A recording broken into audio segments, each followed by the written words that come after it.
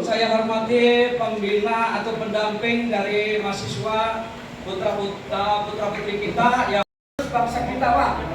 Kalau bukan mereka ini, siapa lagi nanti yang akan meneruskan generasi muda? Ya, dengan singkat saja, untuk mengatasi daripada KDRT itu sebenarnya mudah, Pak.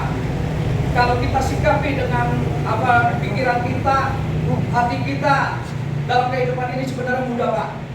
Bukannya saya ya dalam ekonomi semua rata-rata sama ya, Pak.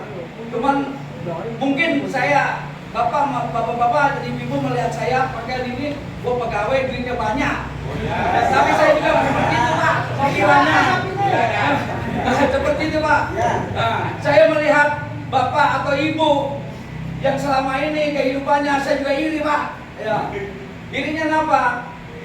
Ya jujur kalau di lingkungan pemerintah itu ada yang diutamakan namanya kita kedisiplinan yang diutamakan, Pak. Kalau masalah ekonomi, waduh luar biasa, sangat merosot, Pak. Jujur aja.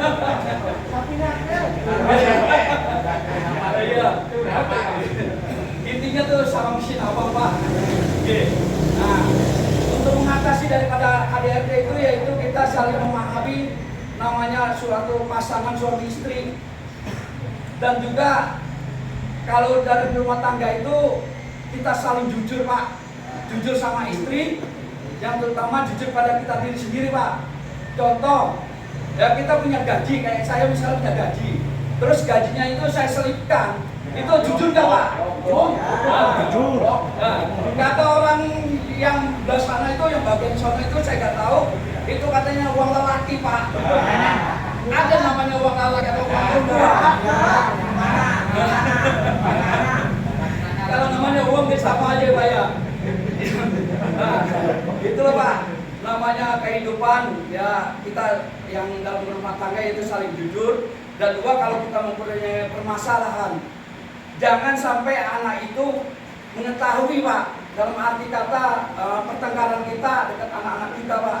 Karena anak-anak kita itu merekam semua apa yang di otak pikiran mereka itu, Pak. Semua mereka direkam di otaknya itu.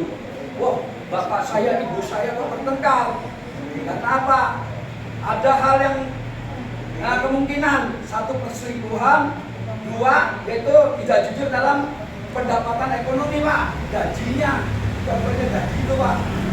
Kalau kita jujur dengan pendapatan kita, misalnya dapat 5 juta, dia bilang aja, ini hasil saya ada uang sekian.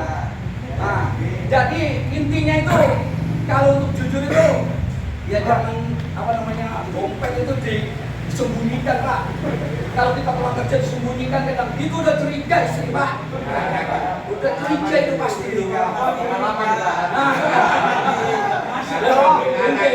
Nah itulah, Pak. Makanya kalau kita ya pulang kerja, ya kalau itu kalau bisa dompet dan diletak aja nggak apa-apa. Nah, yang lebih penting lagi itu di HP, Pak. HP jangan coba-coba kita simpen.